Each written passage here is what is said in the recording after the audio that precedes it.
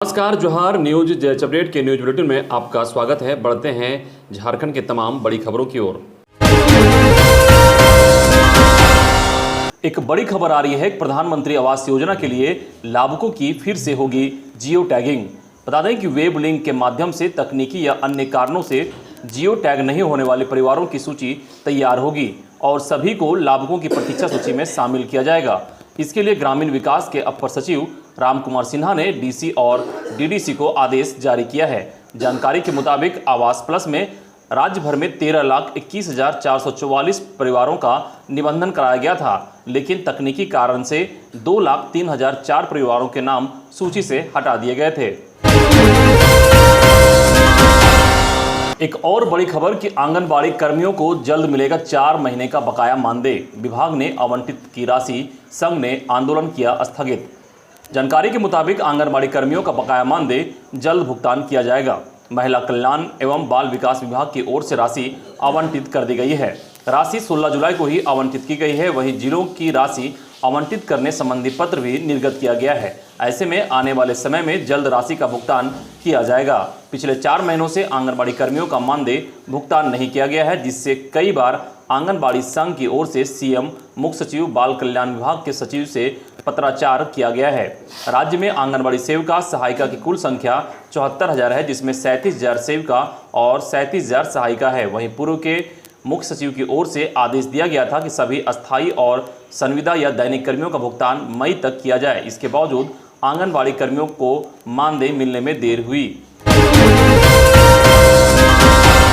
एक और बड़ी खबर कि पूर्व मुख्यमंत्री रघुवर दास ने नियुक्ति वर्ष के मुद्दे पर मुख्यमंत्री हेमंत सोरेन को घेरने का प्रयास किया है। उन्होंने पत्र लिखकर कहा है कि वर्ष 2021 को नियुक्ति वर्ष घोषित कर सरकार बेरोजगारों को रोजगार देना भूल गई। अभी तक हेमंत सरकार नई नियमावली नहीं बना पाई है। 1 माह में नियमावली में सुधार का दावा भी अब भी पूरा होता नहीं दिख रहा है। पूर्व सीएम रघुवर दास ने कहा कि इसी प्रकार पंचायत सचिव, सहायक पुलिस, पारा शिक्षक आदि हर कोई आंदोलन करने को मजबूर है। पारा शिक्षकों के मामले में तो नियमावली, वेतनमान कल्याण कोष के गठन समेत अन्य चीज़ों का उनकी सरकार ने ड्राफ्ट तैयार कर लिया था। अब केवल जरूरत है उसे कैबिनेट में लाकर पारित करने की। सरकार की नीयत युवाओं को रोजगार देने की नहीं लगती है। बड़े बड़े वादे कर सत्ता हासिल कर लिया और अब झारखंड के युवाओं को छलने का काम कर रहे हैं। अबुआ राजा में कब तक झारखंडवासी छले जाएंगे? भाजपा के राष्ट्रीय उपाध्यक्ष रघुवर दास ने आगे कहा कि अब सवाल यह उठता है कि 5 लाख सालाना रोजगार देने के वादे से आई हेमंत सरकार लोगों को नए रोजगार तो नहीं दे पा रही है, बल्कि जिन्हें रोजगार मिला हुआ है उनसे रोजगार छीनने में लगी है। उन्होंने सवाल किया कि क्या झारखंड वासियों को झारखंड में रोजगार करने का अधिकार नहीं है? उन्होंने यह भी कहा कि राजनीति लड़ाई में इन युवाओं के भविष्य के साथ खिलवाड़ नहीं करें, इन्हें रोजगार दें। जिन्हें वे रोजगार नहीं दे पा रहे हैं वैसे नौजवानों को अपने वादे के अनुसार रोजगार भत्ता दें। वहीं उन्होंने आगे लिखा है कि इतिहास और नागरिक शास्त्र विषय के 626 सफल अभ्यर्थियों की नियुक्ति की जानी थी। इनकी नियुक्ति की अनुशंसा भी हो गई है, केवल नियुक्ति पत्र दिया जाना है। उन्होंने आगे कहा कि 9 जुलाई 2021 को सुप्रीम कोर्ट ने 13 अनुसूचित जिले और 11 गैर अनुसूचित जिलों में हुई बहाली को सही ठहराया है। इसके बाद इतिहास व नागरिक शास्त्र के सफल अभ्यर्थियों के साथ बाकी नियुक्तियों का भी रास्ता साफ हो गया है। बावजूद सरकार इन्हें नियुक्ति पत्र देने में आनाकानी कर रही है। अब बात मौसम अपडेट को लेकर। अब 23 जुलाई तक होगी भारी बारिश, अलर्ट जारी, यहां होगा असर। झारखंड के विभिन्न जिलों में 23 जुलाई तक कहीं कहीं भारी बारिश होने की आशंका है। कुछ जगहों पर वज्रपात भी हो सकती है। इसे लेकर अलर्ट जारी किया गया है। राज्य में अगले 4 से 5 दिनों के दौरान तापमान में कोई बड़े बदलाव की संभावना नहीं है। यह जानकारी रांची एयरपोर्ट स्थित मौसम केंद्र के वैज्ञानिकों ने 21 जुलाई को दी।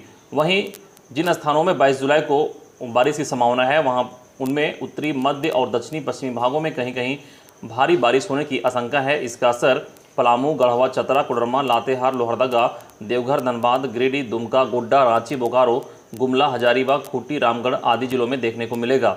वहीं 23 जुलाई को राज्य के उत्तरी पश्चिमी और दक्षिणी भागों में कहीं कहीं भारी बारिश होने की संभावना है। इसका असर पलामू, गढ़वा, चतरा, कोडरमा, लातेहार, लोहरदगा, देवघर, धनबाद, दुमका, गिरिडीह, गोड्डा, पूर्वी सिंहभूम, पश्चिमी सिंहभूम, सिमडेगा, सरायकेला, खरसावां आदि जिलों में देखने को मिलेगा। अब बात कोरोना अपडेट को लेकर करें तो राज्य में पिछले 24 घंटे में मिले 46 नए कोरोना संक्रमित, जिनमें बोकारो से 9, देवघर से 3, धनबाद से 5, पूर्वी सिंहभूम से 4, गोड्डा से 2, हजारीबाग से 2, खूंटी से 2, कोडरमा से 1, रांची से 10, साहेबगंज से 10, सिमडेगा से 2, पश्चिमी सिंहभूम से 3 नए संक्रमित मिले हैं। वहीं राज्य में पिछले 24 घंटे में 51 मरीज स्वस्थ होकर लौटे घर, जिनमें बोकारो से 5, पूर्वी सिंहभूम से 7, गोड्डा से 22, गुमला से 2, जामताड़ा से 6, लातेहार से 1, पलामू से 1, रांची से 4, साहेबगंज से 1, पश्चिमी सिंहभूम से 2 मरीज स्वस्थ होकर घर लौटे हैं। वहीं पिछले 24 घंटे में इलाज के दौरान एक भी मरीज की मौत नहीं हुई है। राज्य में अब कुल एक्टिव केस की संख्या घटकर 315 रह गई है, जिनमें बोकारो में 33, चतरा में 2, देवघर में 8, धनबाद में 17, दुमका में 2, पूर्वी सिंहभूम में 34, गोड्डा में 26, गुमला में 9, हजारीबाग में 12, जामताड़ा में 10, कोडरमा में 16, लातेहार में 8, लोहरदगा में 11, पाकुड़ में 1, पलामू में 9, रामगढ़ में 18, रांची में 67, साहेबगंज में 7, सरायकेला में 8, सिमडेगा में 17 और पश्चिमी सिंहभूम में 5 एक्टिव केस रह गए हैं। इधर असम में कोरोना का एक नया तरह का केस देखने को मिला। असम की एक महिला डॉक्टर कोरोना के 2 वेरिएंट से संक्रमित पाई गई, वैक्सीन के दोनों डोज ले चुकी थी। जानकारी के मुताबिक असम के डिब्रूगढ़ में एक महिला डॉक्टर कोरोना के 2 वेरिएंट से संक्रमित पाई गई है। खास बात यह है कि वो वैक्सीन की दोनों डोज लगवा चुकी थी। Regional medical research centre Dibrugarh के सीनियर साइंटिस्ट डॉक्टर बीजे बोराकाकोटी ने इसकी जानकारी दी है। डॉक्टर बोराकाकोटी ने कहा कि डबल इन्फेक्शन तब होता है जब 2 वेरिएंट एक व्यक्ति को एक साथ या बहुत कम समय में संक्रमित करते हैं। संक्रमण के बाद एंटीबॉडी बनने में 2 से 3 दिन का समय लगता है, लेकिन कभी कभी इसके भीतर ही दोनों वेरिएंट एक्टिव हो जाते हैं। इससे पहले ऐसे मामले ब्रिटेन, ब्राजील, पुर्तगाल में सामने आ चुके हैं। हो सकता है यह भारत का पहला केस हो। इधर कोरोना के तेजी से बढ़ रहे मामलों को देखते हुए केरल में फिर से संपूर्ण लॉकडाउन की घोषणा। जानकारी के मुताबिक कोरोना की दूसरी लहर देश के अन्य हिस्सों में भले ही कमजोर पड़ गई हो, लेकिन केरल में इसका असर लगातार बढ़ रहा है। कोरोना की तेजी से बढ़ रहे मामलों को देखते हुए केरल में एक बार फिर से संपूर्ण लॉकडाउन की घोषणा की गई है। हालांकि संपूर्ण लॉकडाउन सिर्फ शनिवार और रविवार को रखा गया है। एक और बड़ी खबर कि झारखंड के सरकारी कर्मियों के लिए खुशखबरी, शीघ्र हटने जा रही है महंगाई भत्ते पर लगी रोक। जानकारी के मुताबिक झारखंड सरकार के कर्मचारियों के लिए मुख्यमंत्री हेमंत सोरेन की अगुवाई वाली सरकार एक बड़ा फैसला लेने जा रही है। इस फैसले से राज्य सरकार के करीब 2 लाख से अधिक कर्मचारियों को लाभ मिलेगा। राज्य सरकार महंगाई भत्ते पर लगी रोक शीघ्र हटाने जा रही है। संभावना है कि कैबिनेट की अगली बैठक में इस प्रस्ताव को मंत्रिपरिषद से मंजूरी मिल सकती है। इसकी तैयारी राज्य सरकार के स्तर से की जा रही है। सरकार के एक शीर्ष सूत्र ने इस खबर की पुष्टि की है। उल्लेखनीय है कि इससे पहले केंद्र सरकार ने महंगाई भत्ता बढ़ाने पर पिछले 1.5 साल से लगी रोक हटाकर केंद्रीय कर्मचारियों के महंगाई भत्ते को 17% से बढ़ाकर 28% करने का जो फैसला किया, जिससे उससे 48,34,000 केंद्रीय कर्मचारियों और 65,26,000 पेंशनर परिवारों को बड़ी राहत मिलेगी। एक बड़ी खबर कि झारखंड में खाद की कालाबाजारी रोकने के लिए कृषि विभाग हुआ रेस। पूरे राज्य में जगह जगह जांच टीम औचक निरीक्षण कर रही है। इसी क्रम में दोषी पाए गए एक डीलर का लाइसेंस रद्द कर दिया गया है। 2 पर प्राथमिकी दर्ज कराई गई है। वहीं किसानों से अधिक पैसा लेने वाले दुकानदारों से इसे वापस कराया गया है। उन्हें सरकारी कीमत पर ही खाद बेचने की हिदायत दी जा रही है। बता दें कि भारत सरकार से जुलाई महीने तक यूरिया 1,24,996 MT आवंटित किया गया है। इसके विरुद्ध राज्य में सप्लाई करीब 61,000 MT हुई है। इसी तरह DAP का आवंटन 59,900 MT हुआ है। इसके विरुद्ध सप्लाई 37,000 MT हुआ है। जुलाई तक करीब 50% सप्लाई हुआ है। इसलिए कृषि विभाग खाद की कालाबाजारी रोकने के लिए पूरी तरह सक्रिय हो गई है।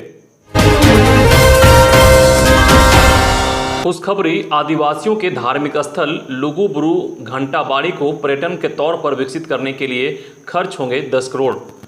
जानकारी के अनुसार बेरमो के लोगों के लिए बड़ी खुशखबरी है। आदिवासियों के धार्मिक स्थल लुगु बुड़ू घंटा बाड़ी को पर्यटन के जैसे विकसित करने के लिए झारखंड सरकार 10 करोड़ रुपए खर्च करेगी। यह घोषणा लुगु बाड़ू का निरीक्षण करने आए परिवहन मंत्री चंपई सोरेन ने की। लुगु बाड़ी की खूबसूरती केवल भारत में नहीं बल्कि विदेशों में भी विख्यात है। हर वर्ष लाखों की संख्या में लोग यहां आते रहे हैं। अगली खबर, प्राइमरी और मिडिल स्कूल के 258 शिक्षकों से होगी करोड़ों रुपए की वसूली।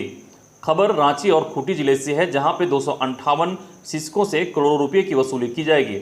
इन शिक्षकों को पिछले कुछ वर्षों में अनियमित रूप से लाभ प्रदान किया गया है। इसका खुलासा एजी की ऑडिट रिपोर्ट में हुआ। कई रिमाइंडर भेजने के बावजूद अब तक राशि की वसूली नहीं की जा सकी है। अब स्कूली शिक्षा और साक्षरता विभाग ने कड़ाई से इसका पालन करते हुए अविलंब वसूली का निर्देश दिया है। इनमें से आधे से ज़्यादा शिक्षक सेवानिवृत्त हो चुके हैं और कुछ शिक्षकों की मृत्यु भी हो चुकी है। ऐसे में उनके पेंशन से वसूली के लिए शिक्षा विभाग एजी को पत्र लिखने की तैयारी में है। एक बड़ी खबर कि नई मेरिट लिस्ट जारी करने के आदेश पर अंतरिम रोक लगाने का आग्रह। जानकारी के मुताबिक छठी जेपीएससी के मेरिट लिस्ट रद्द करने के आदेश के बाद चयनित 326 उम्मीदवारों के भविष्य पर संकट है। मेरिट लिस्ट के आधार पर सरकार ने सभी उम्मीदवारों की नियुक्ति कर दी है। नई मेरिट लिस्ट जारी होने के बाद कई सफल उम्मीदवारों की सेवा समाप्त होने की आशंका है और कुछ नए लोग मेरिट लिस्ट में शामिल हो सकते हैं। समय कम रहने के कारण सफल उम्मीदवारों ने हाईकोर्ट में अपील दायर कर दी है। हाईकोर्ट ने 7 जून को मेरिट लिस्ट रद्द किया था और सरकार को 8 सप्ताह में नई मेरिट लिस्ट जारी करने का निर्देश दिया था। हाईकोर्ट की अवधि समाप्त होने पर अब करीब 2 सप्ताह ही शेष है। इसे लेकर सफल उम्मीदवारों की ओर से अपील याचिका दायर करने के बाद हाईकोर्ट से इस मामले की जल्द सुनवाई करने का आग्रह किया जाएगा। सफल उम्मीदवारों ने सरकार और जेपीएससी को प्रतिवादी बनाया है। इस कारण सुनवाई के पहले दिन ही अदालत से एकल पीठ के आदेश पर रोक लगाने का आग्रह किया जाएगा। एक बड़ी खबर कि 27 जुलाई तक स्कूलों में ही कराई जाएगी प्रैक्टिकल की परीक्षा। जानकारी के मुताबिक वार्षिक माध्यमिक एवं इंटरमीडिएट की प्रायोगिक परीक्षा सभी स्कूलों को 27 जुलाई तक ऑफलाइन करा लेनी है। इस बारे में एक आदेश झारखंड अधिविद्य परिषद के सचिव ने सभी जिला शिक्षा पदाधिकारियों को जारी किया है।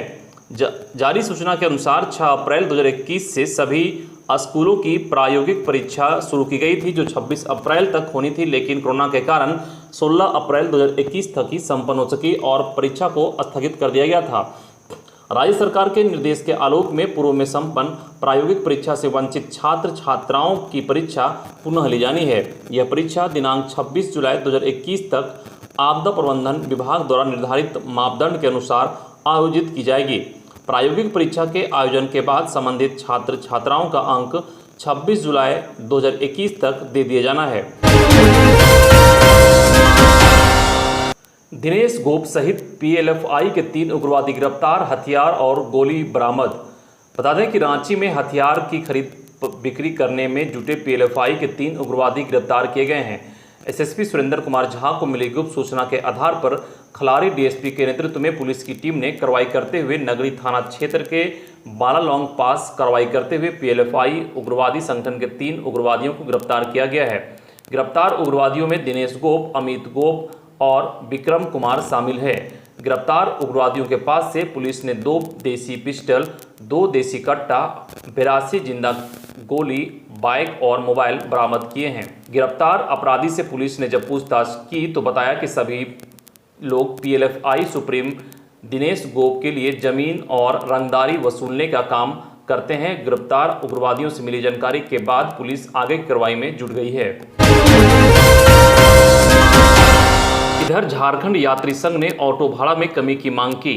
खबर के अनुसार झारखंड यात्री संघ के पदाधिकारियों की एक बैठक बुधवार को श्री विष्णु टॉकीज लेन स्थित कार्यालय में संघ के अध्यक्ष प्रीत मित्तल की अध्यक्षता में हुई। बैठक में मुख्य रूप से पेट्रोल डीजल ऑटो के किराए में वृद्धि पर चर्चा की गई।